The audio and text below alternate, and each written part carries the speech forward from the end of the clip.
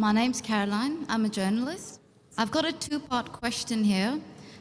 Does Islam propagate acts of forgiveness? Yes or no? Does Islam propagate acts of forgiveness? This was the question, does Islam propagate acts of forgiveness? Of course, yes. And every chapter, every surah of the glorious Qur'an begins with the formula, Bismillah ar-Rahman ar-Rahim. In the name of Allah, most gracious, most merciful. So why does it... Yes, sister. Second part of the question. And the second part of the question is, why does it permit? Why does Islam permit honor killings? Honor killing? Yes. What do you mean by honor killing, sister? Honor killing, the right to avenge your brother's blood in the name of Allah. It might be out of context, but I just need to know if there's an answer to this. If I get you mean honor killing means if someone kills any human being to take revenge? Yes. That's what you mean? Yes, because I've read a few books, and a lot of the times people have said that they are allowed to kill their brother or to kill somebody else because their brother has been killed by another human being. This was also a good question, that if Islam propagates act of forgiveness, why does it permit honor killing? Yes. Why does it permit? That's a very good question. Sister, if you analyze this mention in the Qur'an, in Surah Baqarah, chapter number 2, verse number 178, the had penalty, the punishment of death, on the basis of qisas. And Allah also says in the Qur'an, in Surah Ma'idah, chapter number 5, verse number 32, if anyone kills any other human being, whether it be Muslim or non-Muslim, unless it be for murder or for creating mischief in the land, it is as though he has killed the whole of humanity. So as a general rule, if any human being kills any other human being, it is as though he has killed the whole of humanity, except under two circumstances, unless it is for murder or for creating mischief in the land. Now, there are two exceptions where Islam gives permission where you can kill any other human being. Number one is, if that person has committed murder, which comes in your scope of question, honor killing. Number two is if he is creating fasad, corruption in this land. Again, this is not compulsory.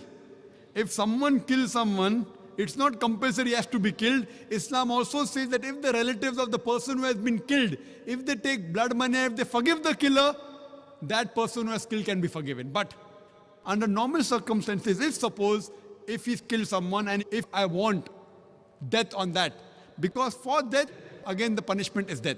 Like as it's mentioned earlier in the early scriptures, even in the Bible, an eye for an eye and a tooth for a tooth, it keeps on continuing. Here what we realize, that suppose I know of a human being who's killing other people, innocent human being. If I don't kill him, he will keep on killing other human beings.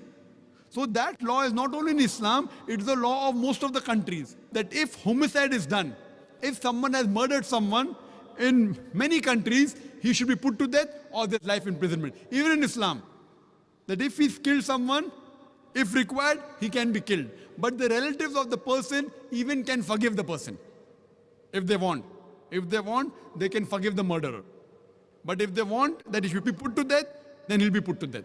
And the second case where a person can be killed is if he's causing corruption in the land. For example, if someone is committing rape. Now rape is nothing but causing corruption in the land. So in this case, that person should be put to death.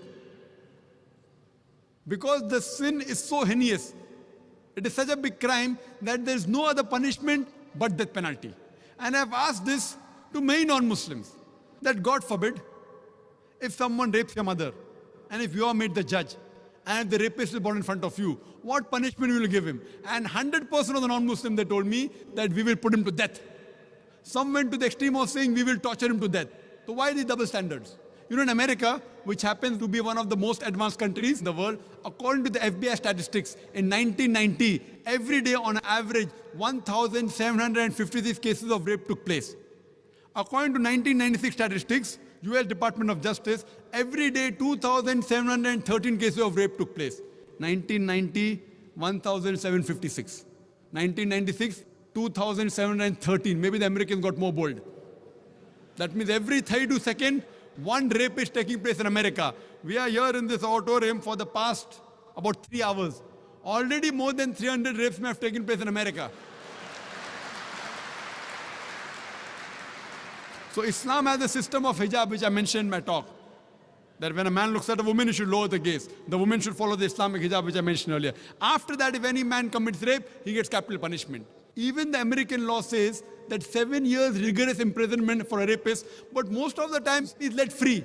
So when you ask even a non-Muslim, what punishment will you give? 100% say we'll put him to death. There was one American who was a smart aleck. In America, he told me, Brother Zakir, first I will give him 5 years rigorous imprisonment. I told him, do you know, according to the States of America, out of those that commit rape, after they imprison and after they're let free, more than 95% commit rape again. So if you want your daughter and your mother to be raped again, you're most welcome. I don't want that. So he said, if that's the case, in the first time itself, put him to death. So in such cases, where there's corruption of land like rape, etc., Islam gives permission, death penalty can even be given for that case. Hope that answers the question, sister. Yes.